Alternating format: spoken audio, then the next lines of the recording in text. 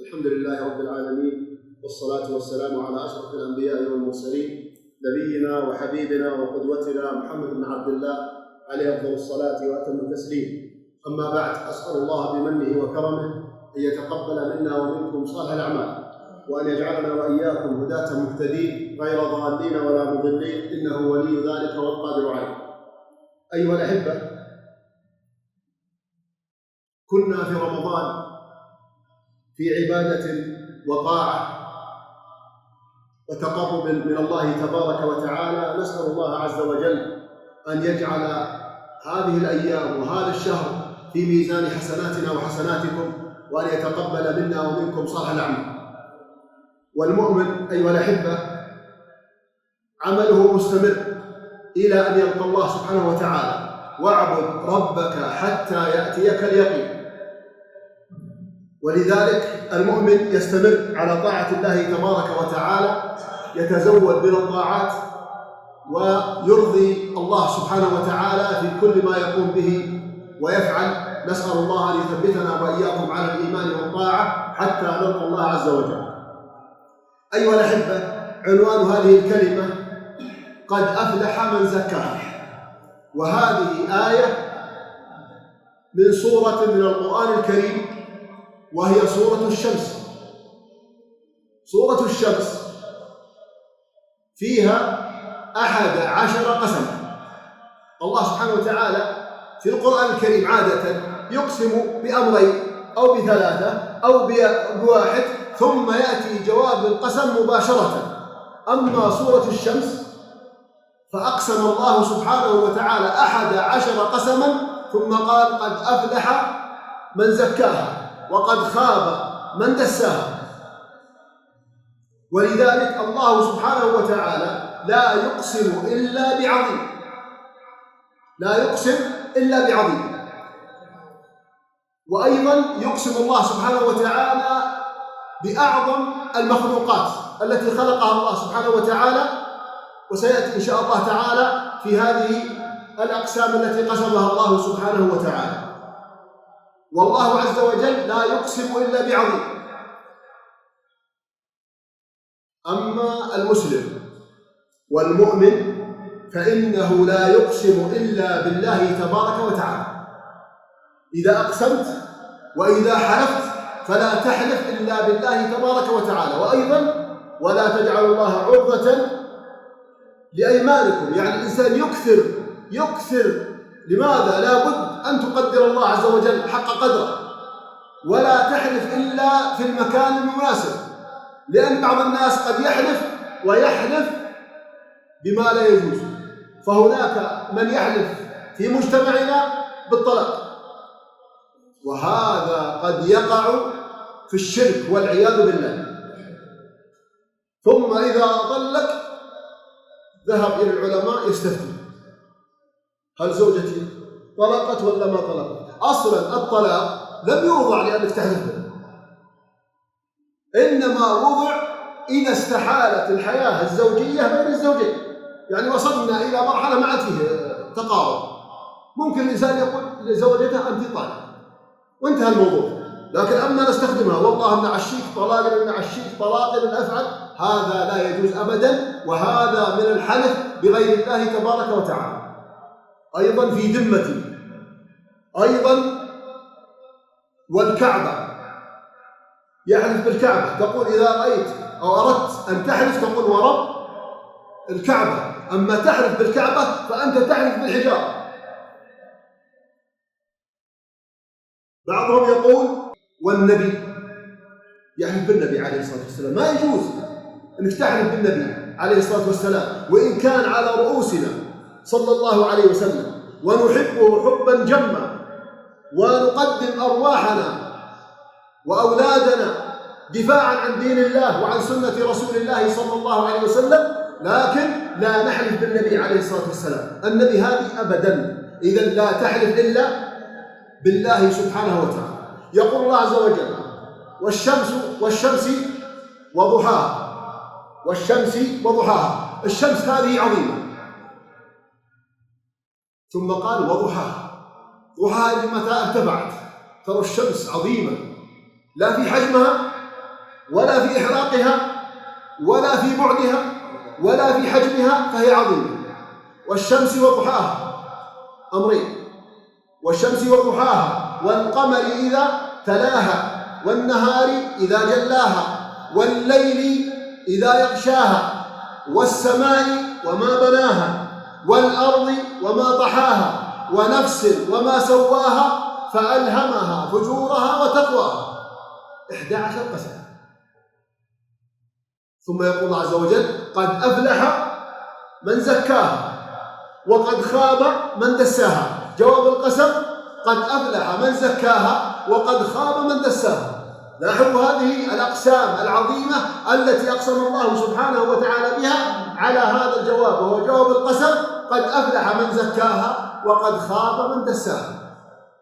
طيب، أفلح ما معنى أفلح؟ فاز ونجح بإذن الله تبارك وتعالى. قد أفلح من زكاها، وقد للتحقيق، يعني يتحقق لهذا الإنسان قد أفلح من زكاها، أي تحقق له النجاح وتحقق له الفوز لأنه زكى نفسه. طيب، بماذا نزكي أنفسنا؟ نزكي أنفسنا أيها الأحبة بالتوحيد وبالإيمان وبالطاعة وبالعمل الصالح وبالتقرب إلى الله تبارك وتعالى. وما خلقت الجن والإنس إلا ليعبدون، أي ليوحدون الله عز وجل، يجعلون الله سبحانه وتعالى واحدا في ربوبيته وفي ألوهيته وفي أسمائه وصفاته، فليس هناك معبود يستحق العبادة إلا الله سبحانه وتعالى جل في علاه. وهنا تزكي نفسك بالتوحيد، وتزكيها بالعمل الصالح، تزكيها بالصلاة عندما تأتي وتصلي صلاة المغرب وصلاة العشاء والفجر وغيرها من الصلوات، فأنت تزكي نفسك أمام الله عز وجل. وكذلك الصيام والزكاة والحج وغض البصر وغض السمع وذكر الله عز وجل والقرآن، كل هذه الأعمال تزكي بها نفسك. فمن زكاها بالأعمال الصالحة فقد فاز ونجا بإذن الله تبارك وتعالى. وقد خاب من دساها في الجهة الثانية: الكفر والشرك والبعد عن الله عز وجل وارتكاب المعاصي وارتكاب الذنوب، هذا دسى نفسه، أي غمسها في هذه المعاصي وفي هذه الذنوب، وأبعد نفسه عن التزكية وعن طاعة الله سبحانه وتعالى. أيها الأحبة، الإنسان مكون من أمرين: من الجسد ومن الروح، صح؟ كل واحد منا مكون من جسد، اللي هو هذا الجسد الذي نراه، وروح. أما الجسد فهذا هو معروف، كل واحد منا جسد، لكن الروح أين هي؟ أحد منكم شافها؟ أحد منكم رآها؟ أحد منكم يلمسها؟ لا. ويسألونك عن الروح قل الروح من أمر ربي وما أوتيتم من العلم إلا قليلا. روح. ولذلك يقول الإنسان إذا قال الصلاة على الجنازة خلاص صار جسد فقط، أما الروح فقد صعدت إلى بارئها سبحانه وتعالى جل وعلا. إذن الروح يحتاج إلى غذاء، والجسد يحتاج إلى غذاء. طيب، ما هو غذاء الجسد؟ غذاء الجسد هو الأكل والشرب الذي نأكله يوميا، غداء وعشاء وفطور وما بينهما. فهذه بارك الله فيكم نحن نغذي أنفسنا ونهتم بها ونغذيها بما أعطانا الله سبحانه وتعالى وبما رزقنا الله عز وجل سبحانه وتعالى جل في علاه. الروح والله ليس غذاؤها إلا في الوحي المنزل من الله عز وجل والذي أتى به النبي صلى الله عليه وسلم. من أراد أن يغذي نفسه فليغذيها بالقرآن الكريم وبسنة النبي صلى الله عليه وسلم. لأن بعض الناس أيها الأحبة يريد أن يغذي نفسه، يغذي روحه، فماذا يفعل؟ يذهب إلى المعاصي. ومن المعاصي التي يقع فيها الناس كثيرا، نسأل الله أن يتوب علينا وعليكم، يقول أدخن لماذا؟ يقول عشان أريح نفسي. صدق إنه يريح نفسه 5 دقائق 10 دقائق، ثم يعود في الطفش، ثم يأخذ واحدة، ثم يغيب عن الواقع، ثم يعود مرة ثانية ويأخذ الثالثة والرابعة والخامسة وهكذا. طيب هذه معجبته، ينتقل بعدها إلى حبوب ومخدرات، بعدها إلى الكبتاجون، بعدها إلى الشرب، لأن الروح الآن يغذي روحه بغير كتاب الله وبغير سنة رسول الله صلى الله عليه وسلم. بعض الناس يريد أن يغذي نفسه فيغذيها بالأغاني وسماع الأغاني. ليس هذا التغذية. أنت تغذي روحك بغير كتاب الله عز وجل وسنة النبي صلى الله عليه وسلم.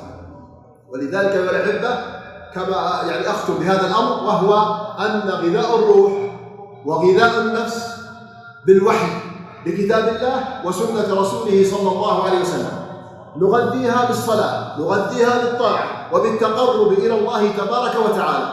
ومن أراد أن ينفسي نفسه ويبعدها عن الله ويبعدها عن الجنة فليقع فيما يغضب الله عز وجل. نسأل الله أن يتوب علينا وعليكم، إنه ولي ذلك والقادر عليه. في نهاية السورة أيها الأحبة يقول الله عز وجل: قد أفلح من زكاها وقد خاب من دساها. ثم ذكر مثالا: كذبت ثمود بطغواها، لأنهم عصوا الله عز وجل وخالفوا أمر الله. كذبت ثمود بطغواها إذ انبعث أشقاها. أشقى القوم رجل هو الذي قتل الناقة. إذ انبعث أشقاها فقال لهم رسول الله: ناقة الله وسقياها، فكذبوه فعقروها فدمدم عليهم ربهم بذنبهم فسواها ولا يخاف عقباها. أي لا يخاف الله عز وجل عاقبة ما حصل له. طيب من الذي قتل الناقة؟ واحد ولا الجماعة كلهم؟ واحد. إذ انبعث أشقاها فقال لهم رسول الله: ناقة الله وسقياها، فكذبوه فعقروها وهو واحد. فدمدم عليهم ربهم بذنبهم فسواها ولا يخاف عقباها. أسأل الله عز وجل أن يجعلني وإياكم ممن يزكون أنفسهم بكتاب الله وبسنة رسول الله صلى الله عليه وسلم، وأن يجعلني وإياكم ممن يعمل الأعمال الصالحة التي تقربنا من الله تبارك وتعالى، إنه ولي ذلك والقادر عليه. أسأله سبحانه وتعالى أن كما جمعنا وإياكم في بيت من بيوته أن يجمعنا وإياكم في جنات النعيم، إنه ولي ذلك والقادر عليه. أيها الأحبة، تنبيه أخير: مثل هذه الكلمات المعتمدة من وزارة الشؤون الإسلامية ومن جمعية الدعوة في أبها، ينبغي على الإنسان إذا عنده فرصة أن ينتقل بين المساجد، والإعلان ينشر يوميا. مساجد في أبها هنا أو حول أبها، إذا الإنسان ينتقل من مسجد إلى مسجد يسمع كلام الله وكلام رسول الله صلى الله عليه وسلم، فهي من التزكية. يسمع قال الله ويسمع قال رسول الله صلى الله عليه وسلم، ويتتبع هذه المجالس ويتتبع هذه الأمور التي ترضي الله عز وجل، ويسمع فيها كلام الله وكلام رسول الله صلى الله عليه وسلم. أسأل الله أن يوفقني وإياكم لكل خير، إنه ولي ذلك والقادر عليه. هذا والله أعلم، وصلى الله وسلم وبارك على نبينا محمد. جمعية الدعوة والإرشاد وتوعية الجاليات بأبها، بالدعوة نحيا.